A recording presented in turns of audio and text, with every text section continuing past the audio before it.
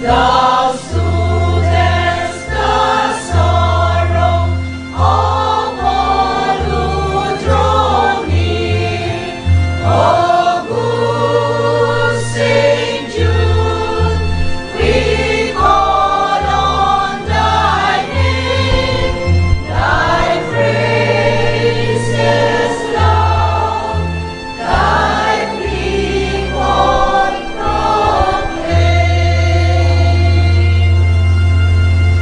In the name of the Father, and of the Son, and of the Holy Spirit, Amen. the grace of our Lord Jesus Christ, and the love of God, and the communion of the Holy Spirit remain always with you. And with your spirit. Good morning po. Good morning to Father. Celebrating our Fiesta Mass today, we thank the Lord for the grace of the guidance and intercession of our beloved Saint Jude Tadeus. It is Bishop Nesong Choco who is supposed to celebrate Mass today, pero nagkatrangkaso po siya, na-hospital po siya. So last minute, they called on me to take his place. Pero sa totoo lang po, nakaplano talaga mag-co-celebrate this 9:30 Mass.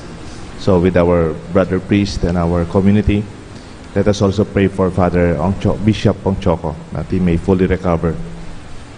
My dear brothers and sisters, for the times that we have sinned, we ask the Lord for pardon.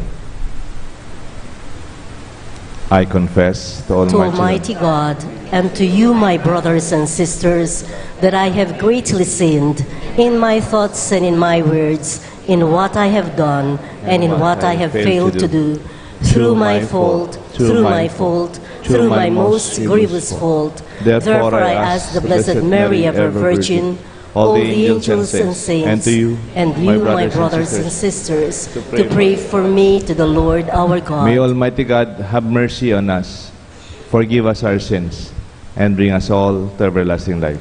Amen.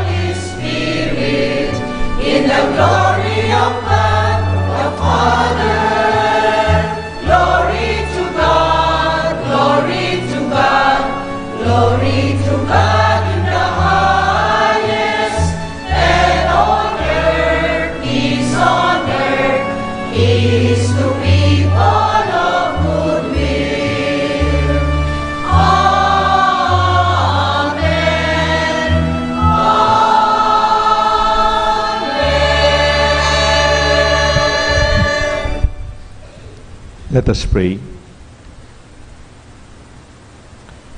O God, who by the blessed apostles have brought us to acknowledge your name, grant graciously that through the intercessions of Saints Simon and Jude, that your church may constantly grow by increase of your peoples who believe in you. Through our Lord Jesus Christ, your Son, who lives and reigns with you in the unity of the Holy Spirit, one God, forever and ever. Amen.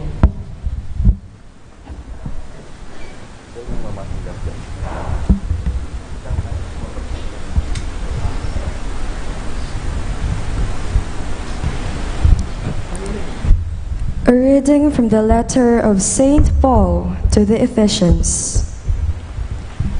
Brothers and sisters, you are no longer strangers and sojourners, but you are fellow citizens with the holy ones and members of the household of God, built upon the foundation of the apostles and prophets, with Christ Jesus himself as the capstone.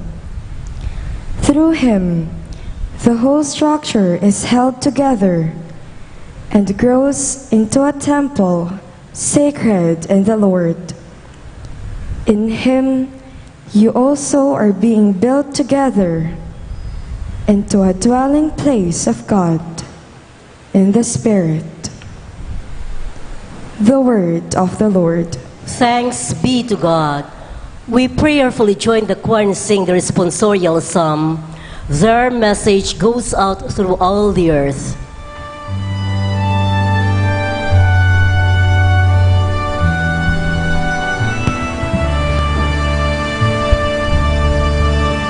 Their message goes out through all the earth.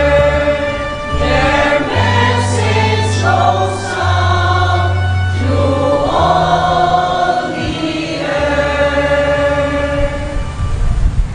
The heavens declare the glory of God, and the firmament proclaims his handiwork.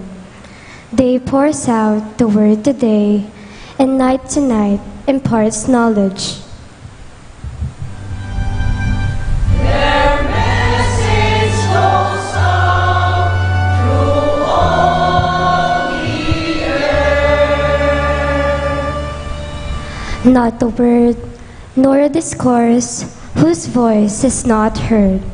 Through all the earth, their voice resounds, and to the ends of the world, their knowledge.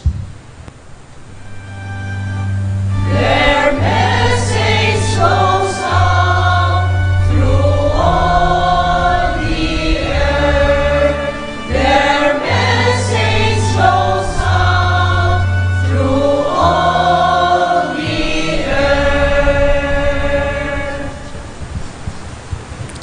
A reading from the book of Jude.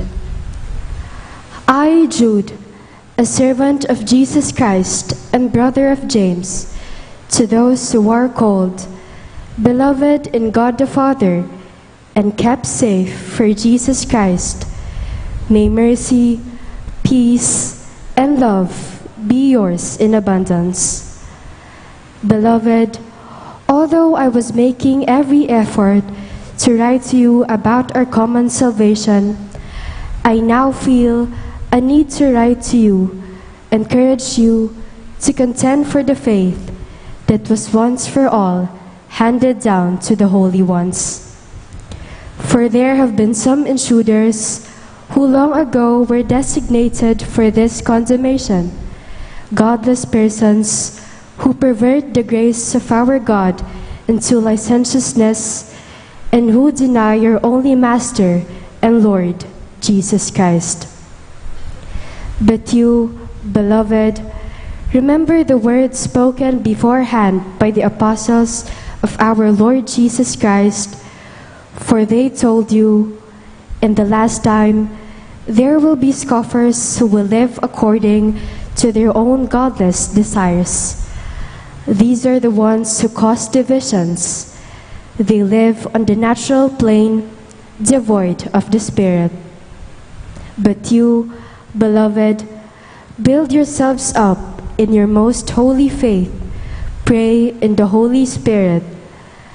Keep yourselves in the love of God and wait for the mercy of our Lord Jesus Christ that leads to eternal life.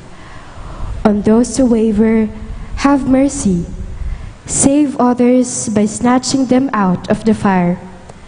On others, have mercy with fear, abhorring even the outer garment stained by the flesh. To the one who is able to keep you from stumbling and to present you unblemished and exultant in the presence of his glory, to the only God, our Savior, through Jesus Christ, our Lord, be glory, majesty, power, and authority from ages past, now and for ages to come. Amen. The word of the Lord. Thanks be to God. We all rise to welcome the good news of our salvation.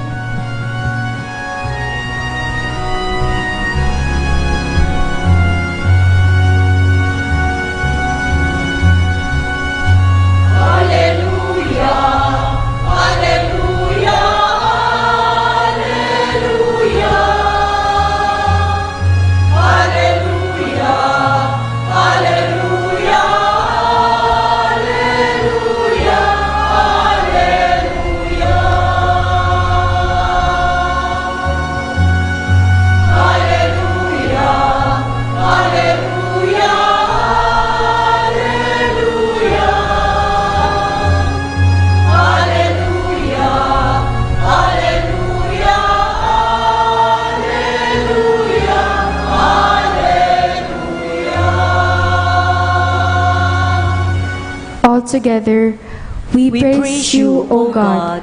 We acclaim you as Lord. The glorious company of apostles praise you.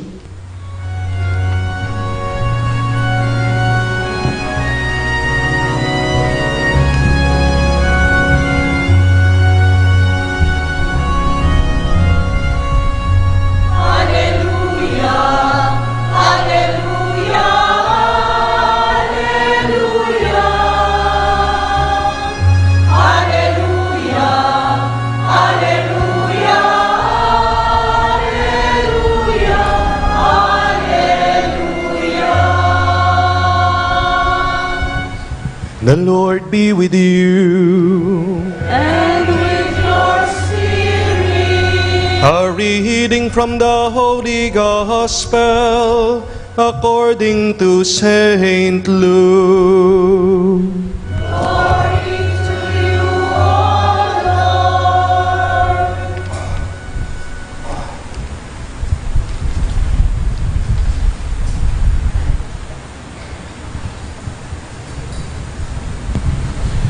Jesus went up to the mountain to pray, and he spent the night in prayer to God. When day came, he called his disciples to himself, and from them he chose 12, whom he also named apostles. Simon, whom he named Peter, and his brother Andrew, James, John, Philip, Bartholomew, Matthew, Thomas, James the son of Alphaeus, Simon, who was called a Zealot, and Judas the son of James, and Judas Iscariot, who became a traitor. The Gospel of the Lord. Praise to you, Lord Jesus Christ.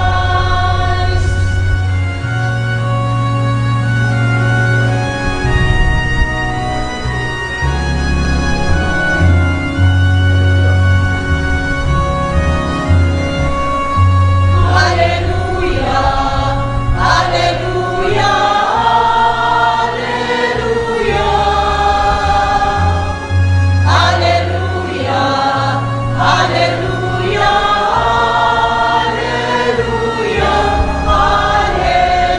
hallelujah. Please be seated. In the name of the Father, the Son, and the Holy Spirit. Amen. Good morning po. Good morning po, Father. I'm very happy to join you in our Fiesta Thanksgiving for our parish. Of course, greeting Father Norman Alce, belated happy birthday. I was here yesterday for late lunch. Nakipag-birthday po ako mga alas 2 na after my baptism sa Sapang Bato and Clark. And I'm very happy to join our community once again. I feel at home dito po sa St. Jude, of course, with Father Bong, Father Mon, my classmate, and ito pong dalawang magaling na estudyante ng naging na-encounter ko, si Father Joel and Father Angel. Kagabi pa, nung nalaman ko ako po yung magmimisa ngayon, kasi nagkasakit po si Bishop Nesong Choco. Nagka-pneumonia po siya, kaya nga po hindi siya nakapunta sa misa niya ngayon dito. Napansin niyo po, kung titignan niyo ang ating lectionary, ang ating mga prayer, sacramentary, the feast today is not a solo feast day of Saint Judas Thaddeus. Kung tignan niyo po yung librong binabasa namin dito, officially, is the feast of Saints Simon and Jude, apostles. Hindi po siya lang ang nagpipiesta. Kasama niya pa isang apostol, Simon. However, if you look further, the reading of Father Joel, the call of Saint Jude is never isolated. Hindi lang siya lang yung tinawag, hindi lang siya ang tinawag. In the Gospel, 12 silang tinawag ng Diyos. He was not picked to be standing on his own, but always with a college, with brothers we call apostles. Jesus called disciples. I would like to see into the spirituality of apostles, the apostolic spirituality of Saint Jude Thaddeus. There is the uniqueness of the apostolic foundation of our church. Una po, they were never called to be alone. They know that. Hindi lang sila ang natawag. It was very clear. Hindi lang ako. Unlike maybe kahit yung mga fiesta, napansin niyo po, mabuti po yung kapitbahay natin, San Agustin, solo niya yung fiesta niya. August 20, Santa Monica, solo niya yung fiesta na. Saint Francis sa Pasisi, sa kanya lang yung fiesta niya. At least, for the prayers. Yung mga ibang mga santo, they have their feast on their own. But I noticed the spirituality of the apostles. Even their feast day, their Thanksgiving day, they share it with brothers in their foundation because they know their calling was never on their own. Hindi po lang sila lang at ako lang ang tinawag. Napansin ko even Saint Peter himself. Kahit punta po kayo sa Apalit, makipampiesta po kayo sa Apalit ngayon, hindi lang apong iruna lang. Kaya bene po yung apong ambo. Hindi po yung obispo, apong ambo. San Pablo. Because in the lectionary again, it is the feast of Saints Peter and Paul, apostles. As if our church, our prayers, our tradition is teaching us, do not think that you're on your own.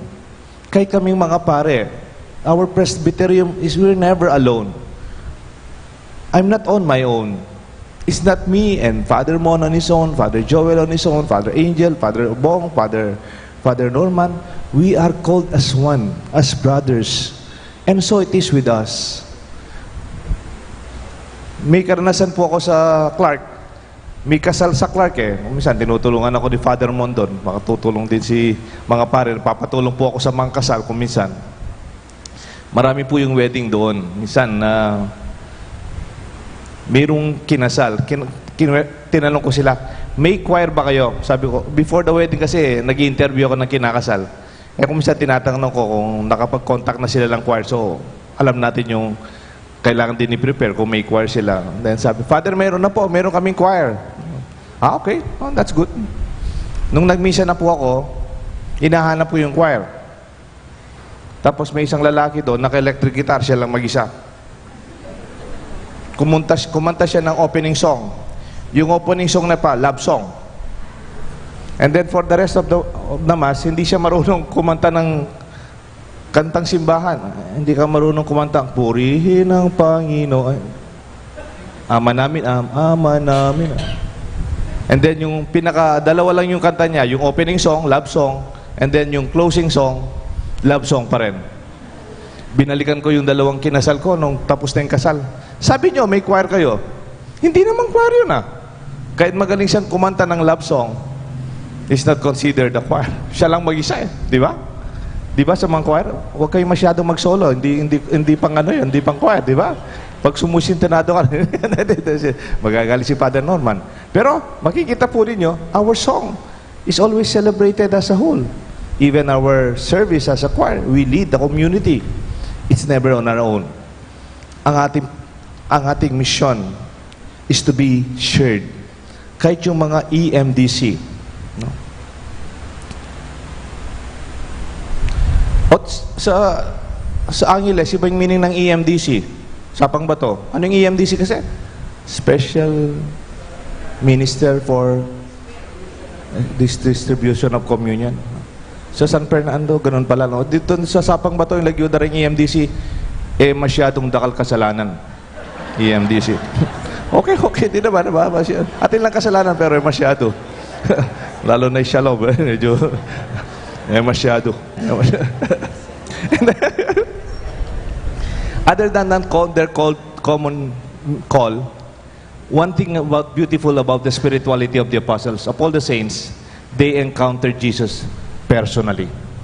Maybe Saint Francis, yes, they had their own vision of Jesus, their prayer, their spirituality, but only the apostles, in person, lived day by day, journeyed with Jesus. In the ministry of Jesus, they were with Him in person. Not only that, even the experience of the Holy Spirit at Pentecost, they experienced it together. Wow! I'm realizing the spirituality of our apostles. That's why I'm very happy to realize that they are called the foundations of our church. Like the foundations of our parish church. Ito po mga poste. Napansin ko po dito, siguro si Father Norman, maririnig na rin yung mga kwento. Pag nakikikain po ako sa bahay-bahay, minsan nagbibisita ako sa mga bahay, kukwento ng matanda, Father, niyan tamang sayang St. Jude, kami pepagwakit ang meto nga posti. May fundraising kami kanito, pitang mapila na posti kay Camila. That's good. They are talking about the foundations, literal foundations of our church. And those foundations never stand alone. Nakita niyo po yung pundasyon ng simbahan natin? The pillars, they are not on their own. Kung isa lang to, baka magigiba po to. O bawasan mo ng 5, baka babagsak. The foundations of our church. It does not only take one great man like Peter or even Jude Thaddeus, but it took all of them carrying that foundational experience. It is a community that is being formed. Jesus did not leave an individual Superman in Thaddeus, Jude, or even in Peter, but they realized their calling was not on their own. Their experience with Jesus was so personal, and they realized as foundations of the church, they never stand alone.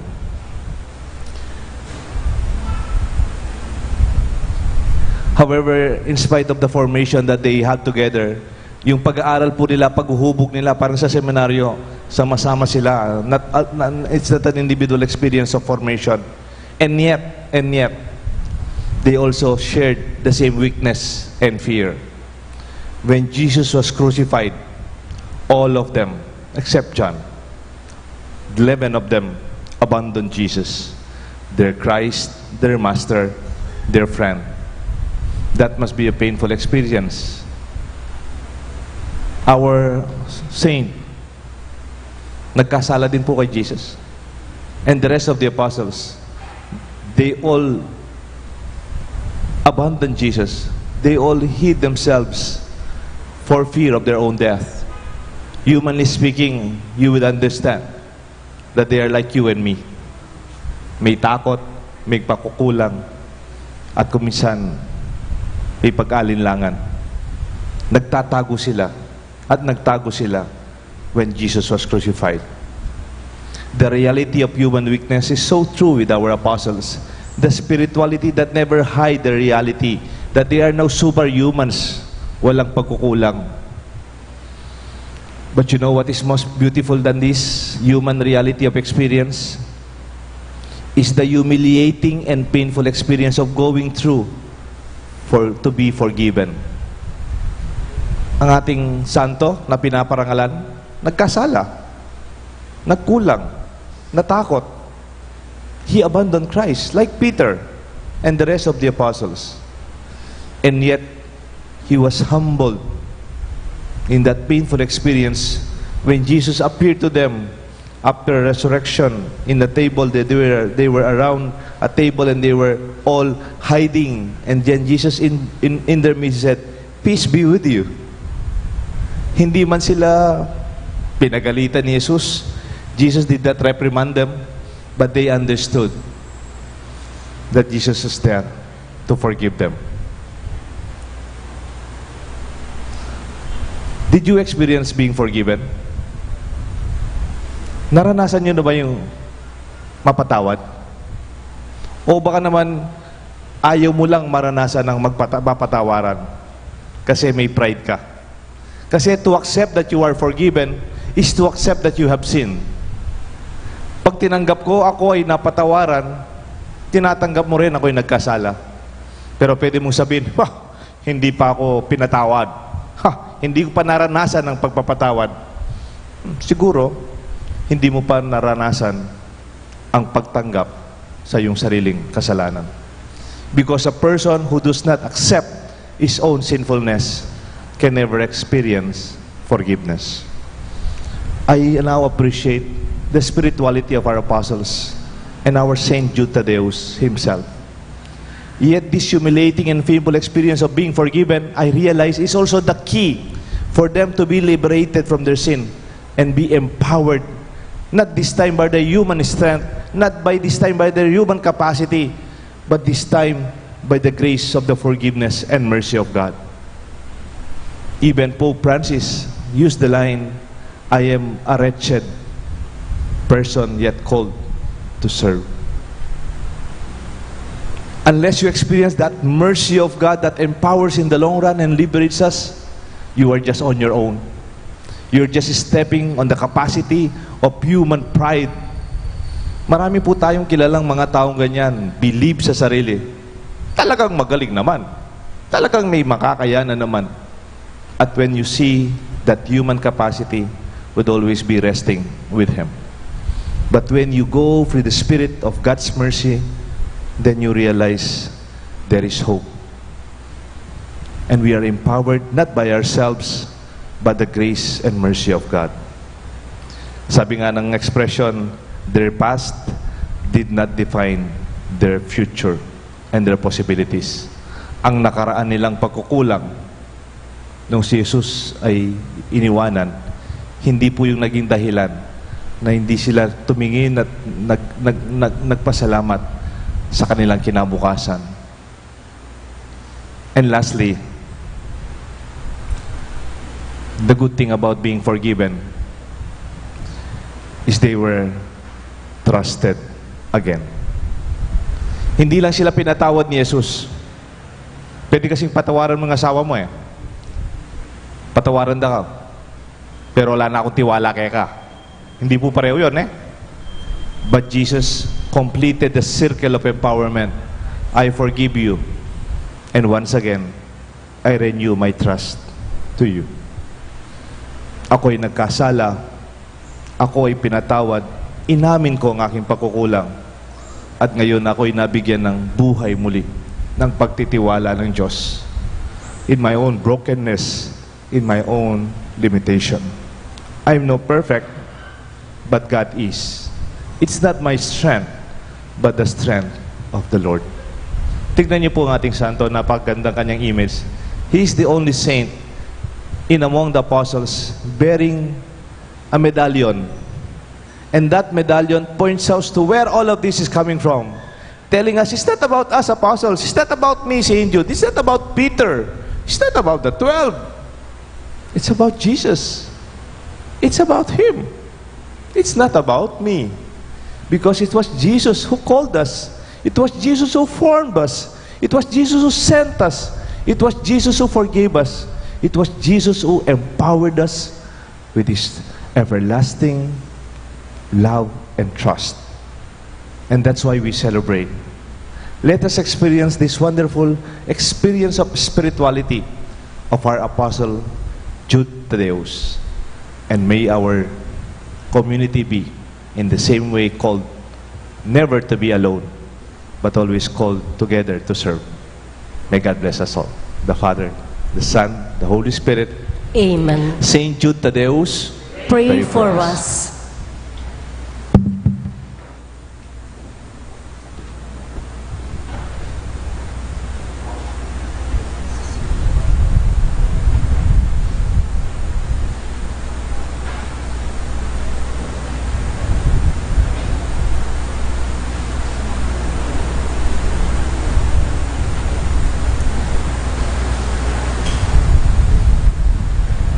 I believe in God, the Father Almighty, creator of heaven and earth, and in Jesus Christ, His only Son, our Lord, who was conceived by the power of the Holy Spirit and born of the Virgin Mary.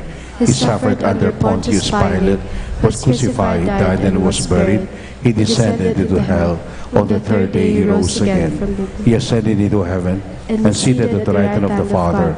He will come again to judge the living and the dead.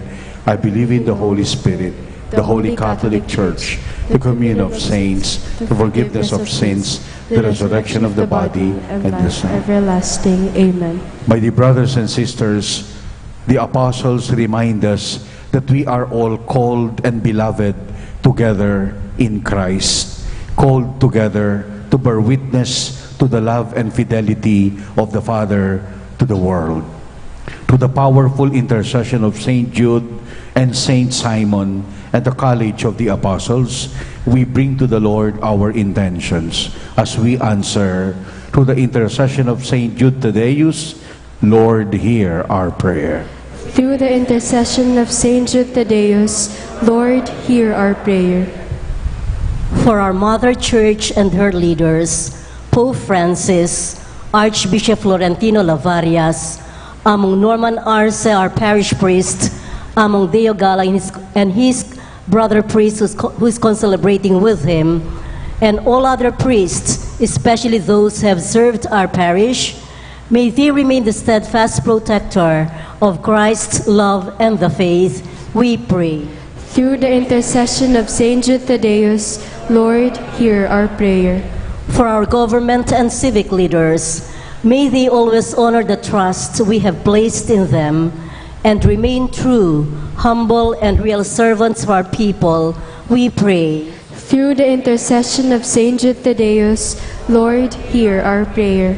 For those who experience spiritual, physical, emotional, material, or any other form of poverty, may the Lord touch and bless their lives, that they may be guided in their ways according to His will, we pray. Through the intercession of Saint Jude Thaddeus, Lord, hear our prayer.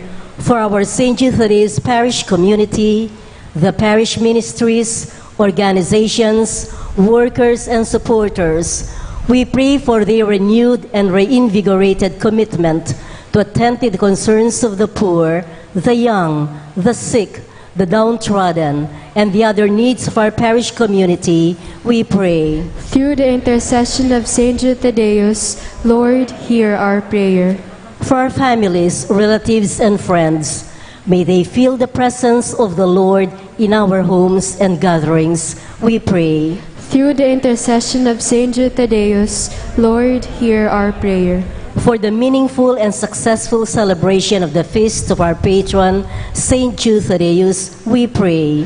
Through the intercession of Saint Jude Thaddeus, Lord, hear our prayer. For our relatives and friends who have gone before us, may they enjoy the fruits of eternal life, we pray. Through the intercession of Saint Jude Thaddeus, Lord, hear our prayer. We pray in silence for our personal intentions.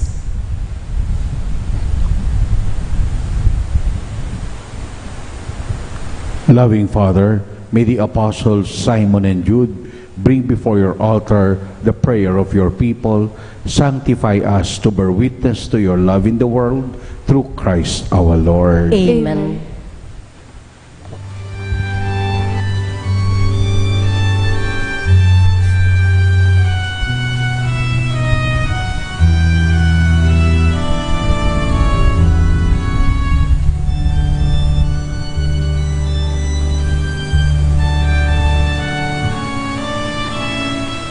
Crucify the gifts we bring to you. Bounty of the earth, receive anew. Take and bless the work of our hands. Mystify these gifts at your command. Sun and moon and earth and wind and rain, all the words contained in every grain, all the toil and dreams of humankind, all we are, we bring as bread and wine. The bread and wine our hearts implore, through the living presence of the Lord. Blessed and broken, share with all in need. All your hunger, sacred bread will feed. This bread and wine you crucify. Now our deepest thirst you satisfy. You by this bread you sanctify. Throne the word for you to crucify. Crucify these gifts we bring to you. Bounty of the earth, receive anew. Take and bless the work of our hands. Crucify these gifts at your command. Sun and moon and earth and wind and rain, all the words contained in every grain, all the toil and dreams of humankind, all we are, we bring as bread and wine.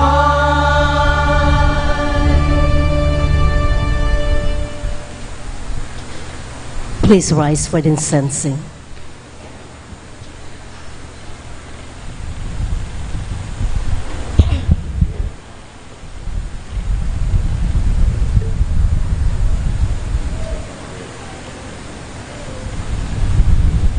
Pray, my dear friends, that the sacrifice of yours and mine may be made acceptable to God the Almighty Father.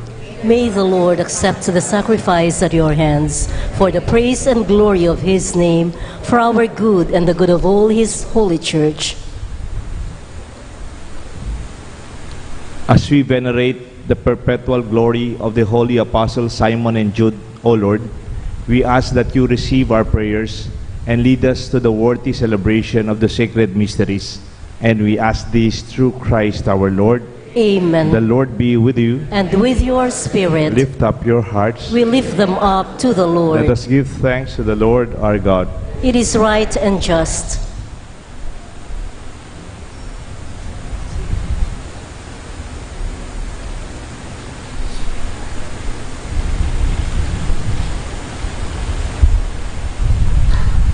It is truly right and just, our duty and our salvation, always and everywhere, to give you thanks, Lord, Holy Father, Almighty and eternal God, through Christ our Lord, your Son, for you have built your Son to stand firm upon apostolic foundations, to be a lasting sign of your holiness on earth, and offer all humanity your heavenly teaching.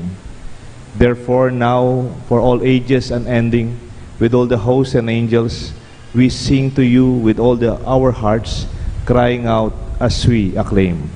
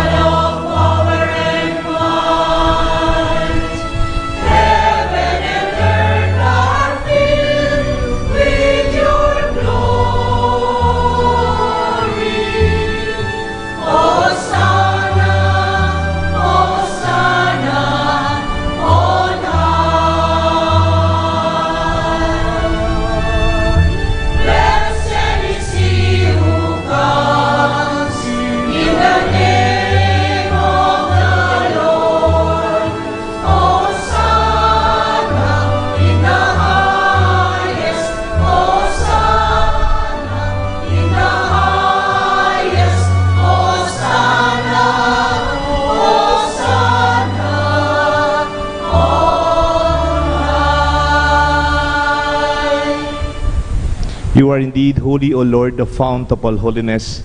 Make holy, therefore, these gifts, we pray, by sending down your Spirit upon them like the dew fall, that they may become for us the body and blood of our Lord Jesus Christ.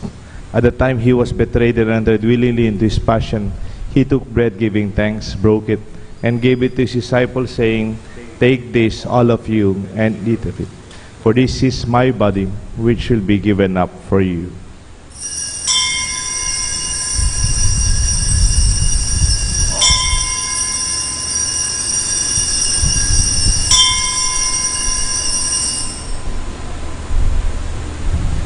In a similar way, when supper was ended, he took the chalice, once more giving thanks. He gave it to his disciples, saying, "Take this, all of you, and drink from it. For this is the chalice of my blood, the blood of the new and eternal covenant. It will be shed for you and for many, for the forgiveness of sins. Do this in memory of me."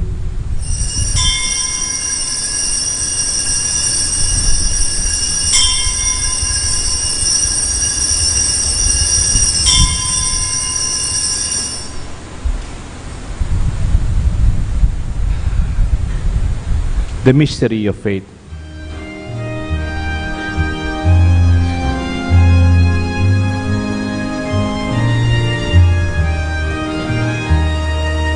Christ has died, Christ is risen, Christ will come again.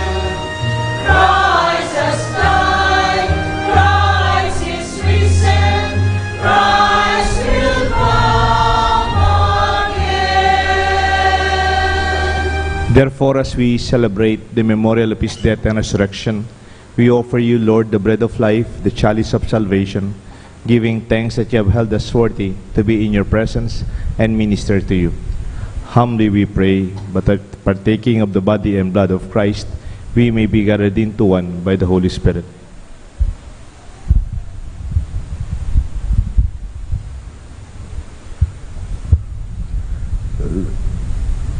Remember, Lord, your church is scattered throughout the world, and bring your people to fullness of faith, hope, and charity, together with our dear Holy Father Pope Francis, our Bishop Florentino, and all the clergy.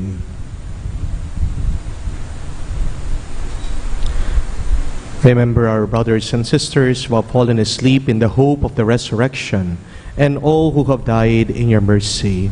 Welcome them into the light of your face. Have mercy on us all, we pray. With the Blessed Virgin Mary, Mother of God, with Blessed Saint Joseph, her glorious spouse, with the blessed apostles, Saint Jude and Saint Simon, and all the saints who have pleased you throughout the ages, we may merit to be co-heirs to eternal life, and may praise and glorify you to your Son, Jesus Christ. Through him, with him, in him, O God, Almighty Father, in the unity of the Holy Spirit, all glory and honor is yours forever and ever.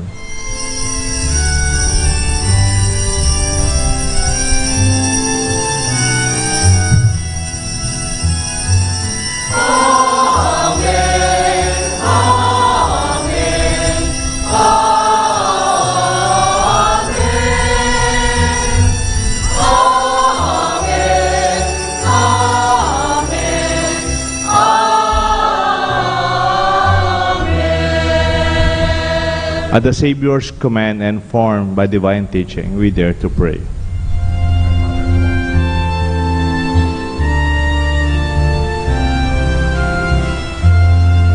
Our Father, who art in heaven, holy be your name. Your kingdom come, your will be done on earth as it is in heaven. Give us this day our daily bread, and forgive us our sins, as we forgive those who sin against us.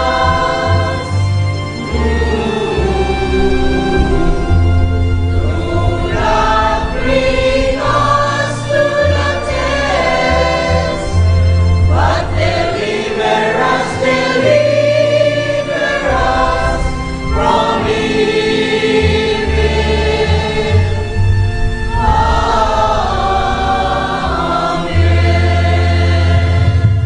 Deliver us, we pray, from every evil. Graciously grant peace in our days. In your mercy, keep us always free from sin, as we await the blessed hope of the coming of our Savior, Jesus Christ. For the kingdom, the power, and the glory are yours, now and forever. Lord Jesus Christ, you said to your apostles, I leave you peace, my peace I give to you. Look not on our sins, but on the faith of your church, and graciously grant her peace and unity in accordance with your will, who live and reign forever and ever. Amen. The peace of the Lord be with you always. And with your spirit. My dear friends, let us greet each other with a sign of peace. Peace be with you.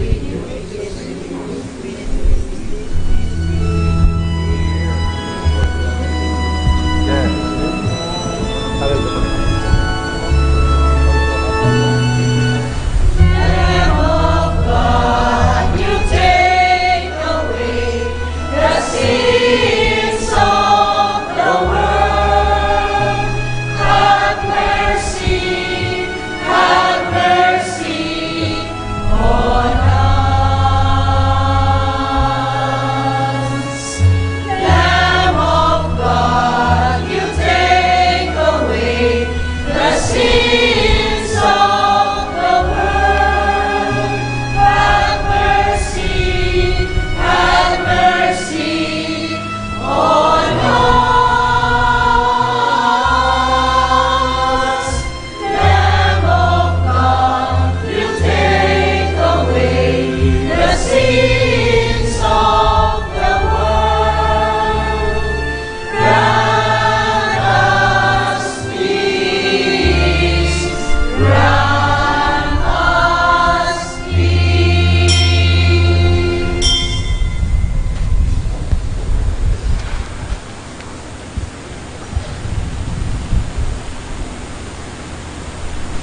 Behold the Lamb of God. Behold him who takes away the sins of the world. Blessed are those called to the supper of the Lamb. Lord, I'm not worthy that you should enter under my roof, but only say the word, and my soul shall be healed.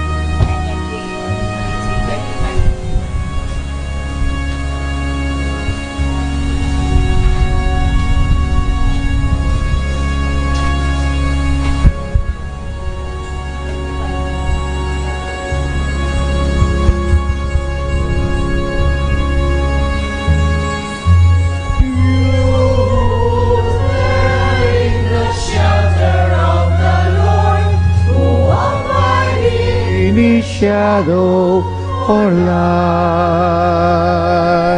Say to the Lord, my refuge,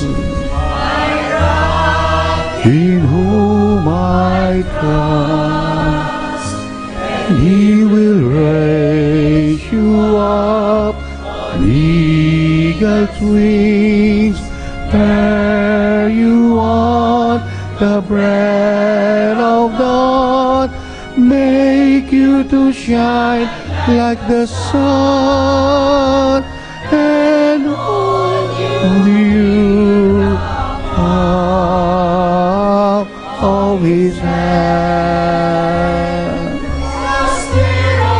The fowler will never capture you, or famine will bring you no fear. Under His wings, your refuge, His faithfulness, your shield, and He will raise you up on eagle's wings, bear you on the breath of dawn, make you to shine like the sun, and hold you palm of His hand. He's given a command to guard you in all the way. Thousands fall about you, near you it shall not come, and He will raise you up on eagle's wings, bear you on the breath of dawn, make you to shine like the sun, and hold you up of His hand. He's given a command to guard you in all of your ways. They shall bear you up, lest you dash your foot against a stone.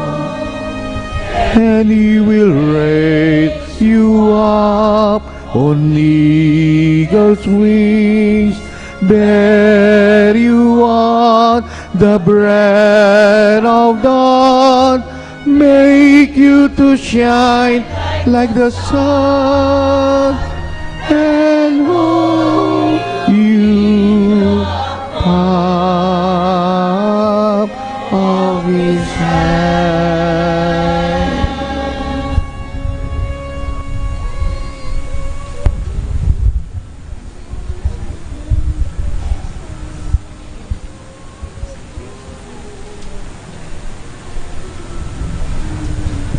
Let us pray.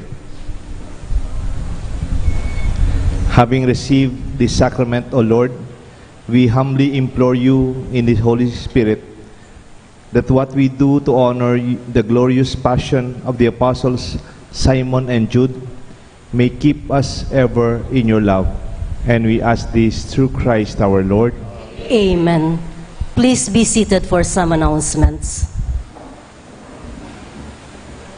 Please remind those who have come to Mass that there is still one Fiesta Mass tonight at 6:30 in the evening to be celebrated by the Most Reverend Teodoro C. Bacani Jr., D.D., the Bishop Emeritus of the Diocese of Novaliches.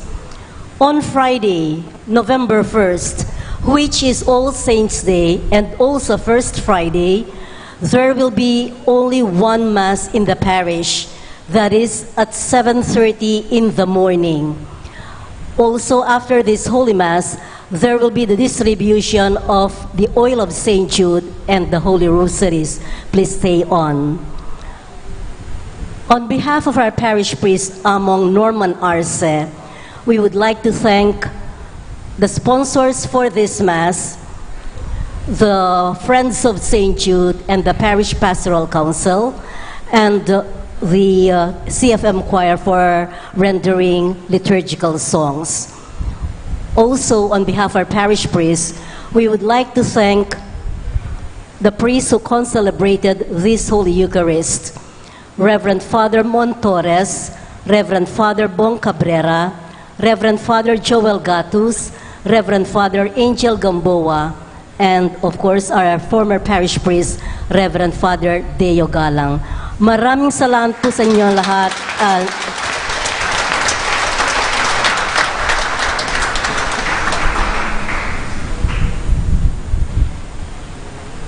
We all rise for the final prayer and blessing. Dakal mo nang po salamat kang Father Norman Arce, kaya tang parish priest, and also kang PPC, our officers led by Ronald, and all of you who have been part of the novena masses in Church of St. Jude Tadeus through these past days. We thank the Lord for the wonderful celebration. Let us pray. Having received this sacrament, O Lord, we humbly implore you in the Holy Spirit that as we do and honor your glorious passion, the Apostles Simon and Jude, we may keep us always in your love. And we ask this through Christ our Lord. Amen. The Lord be with you. And with your spirit. With my brother priest, we will bless you, the Father, the Son, and the Holy Spirit. Amen. Our Mass is offered. Go and be like our patron. Let us serve the Lord together. Thanks be to God.